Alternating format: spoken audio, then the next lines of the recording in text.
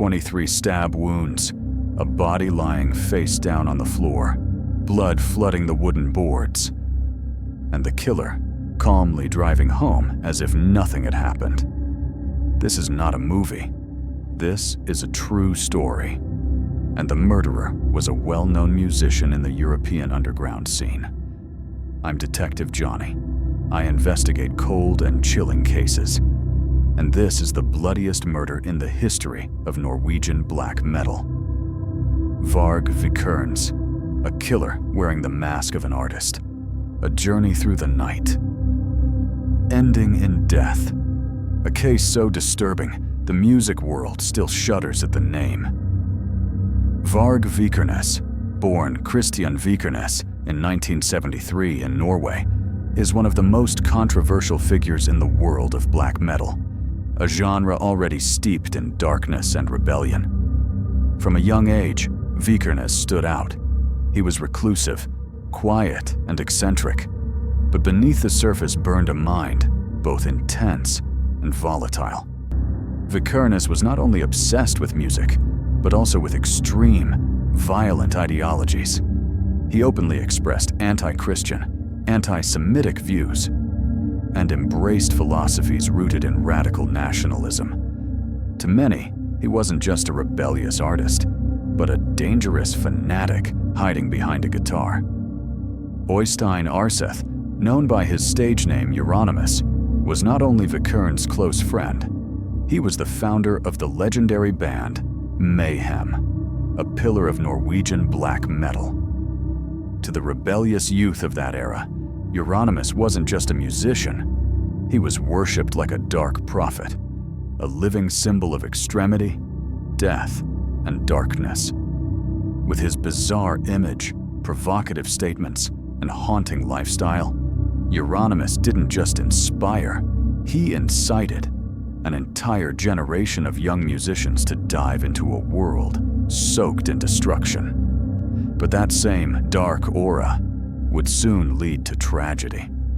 Varg Vikernes and Euronymous were once inseparable. They composed together, performed together, endured hardship side by side, sharing loaves of bread and playing grim shows in the freezing basements of Oslo. Their friendship seemed unbreakable in the suffocating radical world of Norwegian black metal. But in that same world of shadows and extremity, music stopped being salvation and became the seed of destruction. The terrifying sound they created together quietly planted the roots of a bloody tragedy no one could have predicted. After a few years of working together, their friendship began to fall apart. The music that once united them now burned like a silent fire, consuming them both.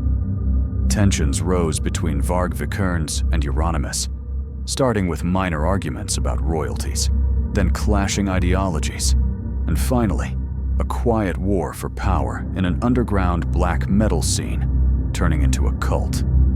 They no longer saw each other as allies, but as threats. And in a world filled with hatred and extremism, hostility never ends with just words. Varg became paranoid. He believed Euronymous was plotting to get rid of him, not only out of spite, but to take full control of the band, the label, and the rising black metal empire. In a world where betrayal was routine, Varg refused to become the next victim. He believed there was only one way to survive: strike first. And so, a brutal plan took shape. Cold, calculated, like a death song written long before. On the night of August 10th, 1993, Varg drove 8 hours from Bergen to Oslo. No one knew what was on his mind, only that when the car stopped, death was already decided. When Varg entered Euronymous' apartment, the two spoke, calm, tense, like players in a deadly game of chess. Suspicion filled the room. Euronymous, once the self-declared high priest of black metal. Varg, burning with hatred, convinced his friend was planning to kill him. They talked about music, unfinished plans, the next album. But behind each word was a hidden threat. Every sentence, a silent countdown. Euronymous stood up. Varg followed. He held out a piece of paper, pretending to ask about a contract. But his eyes never left Euronymous. Then came the final words. Euronymous sneered. "You think you matter? Without me, black metal is trash." Varg tightened his fist. "Maybe it's time for you to be silent. Forever." That was it. A chair fell. Glass broke. Euronymous tried to run, but it was too late. Varg pulled the knife. Inside the small apartment once filled with dark music, there was now only the sound of a blade tearing through flesh. 23 stab wounds. Not a frenzy, not panic, but cold, furious precision, aiming straight for the kill. Blood hit the walls, soaked the floor. Euronymous collapsed, crawling toward the door, leaving long streaks of blood. But he never reached the handle. Death came fast, silent, icy. No last words, no witnesses, just Varg, breathing hard, standing alone in a room as silent as the grave. After the murder, Varg Vikernes didn't run. There was no panic, no rush. He simply drove back to Bergen, where the cold-blooded journey had begun. In the following days, Varg kept a calm appearance, as if nothing had happened. He still appeared in the black metal scene, still talked with friends, still acted like an artist pursuing his passion. But behind that calm exterior was a man who had just stabbed another 23 times and believed it was the right thing to do. But secrets don't last in the black metal scene. Rumors spread fast. Many recalled that Varg had openly threatened Euronymous. Some even remembered him talking about striking first. 3 days after the murder, a mutual friend, unable to reach Euronymous, went to his apartment in Oslo. No one answered. He left, but an eerie feeling made him return. That night, police were called. The door was broken down. Inside was the overwhelming stench of death, the sour scent of blood and decay. In the middle of the living room, Euronymous lay face down in a pool of thick, dried blood. The room was in disarray. A broken chair. Blood trails stretching toward the door, signs of a struggle. Heavy metal posters still hung on the wall, now cold and lifeless. 23 stab wounds, fatal injuries to the back, neck, and head. No signs of strong resistance, no weapon found. But the most chilling detail, the body had been left behind, like a discarded object. It didn't take long for police to narrow down the suspect. A quiet search was conducted at Varg's apartment in Bergen. Then the evidence began to emerge.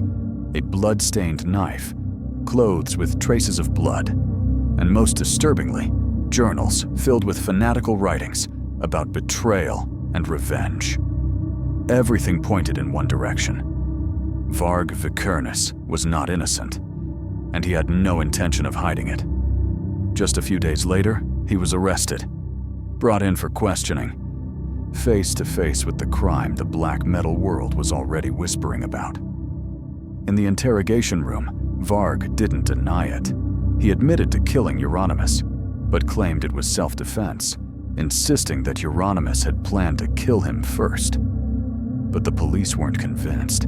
The evidence, the witness accounts, and the nature of the wounds, mostly to the back, neck, and head, suggested this wasn't a desperate act of survival, but a planned execution. Each stab was intentional.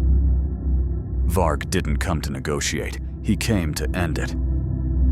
In the end, Varg Vikernes was sentenced to 21 years in prison, the maximum sentence allowed under Norwegian law at the time. But murder wasn't his only crime.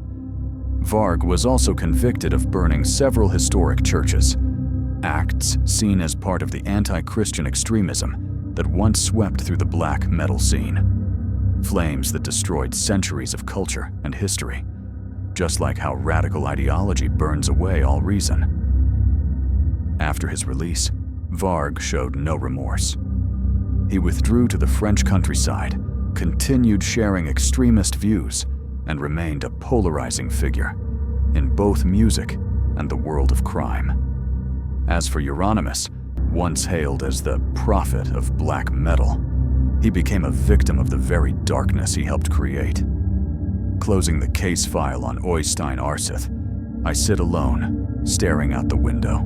Where the city lights keep shining, life goes on, as if no one was ever stabbed 23 times in their own apartment. I wonder, what really died that night? A man? An old friendship? Or something deeper? Trust?